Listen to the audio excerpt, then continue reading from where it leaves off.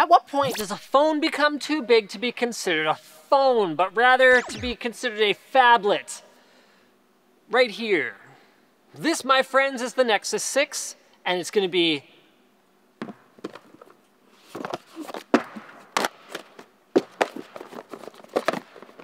unpacked.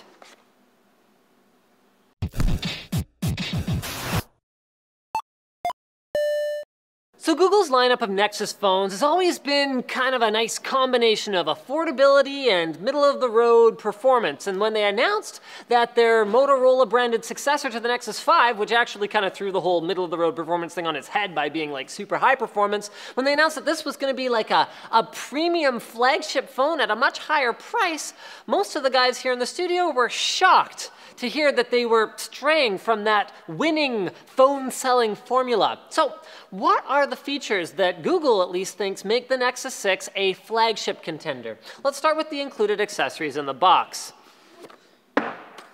Some paper, some plastic, wrapped in other plastic, wrapped in metal, or metal wrapped in plastic, okay, it's a cord, it's a charging cord.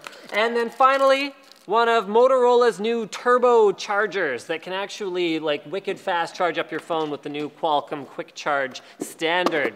Onto the phone itself. First, the 5.96-inch AMOLED screen. Holy balls, it is huge. It has a 1440 by 2560 resolution screen with Gorilla Glass 3 on the front. Also found on the front are the forward-facing speakers and a 2-megapixel, it can record 1080p video, selfie camera. It's running stock Android 5.0 Lollipop powered by a Qualcomm Snapdragon 805 chip with 32 gigs of non-expandable storage and 3 gigs of RAM. Taking a quick tour around the outside of the phone, we find a nano SIM tray and a headphone port up top. I still prefer the top-mounted headphone port. It's just a personal preference thing. On the left-hand side, we find a power button with some jimping on it to help differentiate it from the volume rocker. However, for me personally, when I'm feeling for them quickly, I do have a little bit of trouble with that. And the volume rocker I'm also not too impressed with. I wish it was a little bit more clear which one you're pressing. I usually find myself just trial and erroring it. On the bottom, we've got a micro USB port for charging, and then the right side is completely blank. Finally, on the curved back side, we find the 13-megapixel rear camera with a dual LED ring flash. Now, even though I haven't spent a whole lot of time with the Nexus 6, this is more of an unpacked type thing, here's a little bit of quick user experience with it.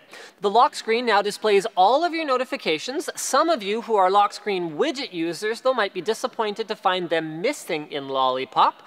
The stock docked home screen apps are phone, messaging, Chrome, and camera. Jack absolutely adores the front-facing speakers as they are both loud and clear, maybe even more so than his beloved Z2, although you're got a fair bit more space inside the chassis for your speakers there, from what I can tell.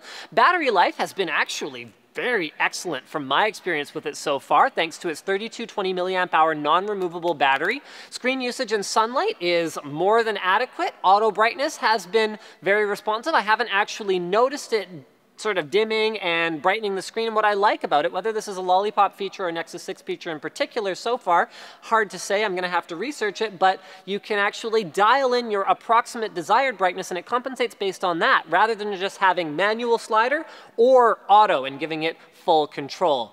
The camera, really not that impressed with so far, at least on the Droid Turbo. I can get good stills out of it if I hold still and the subject holds still.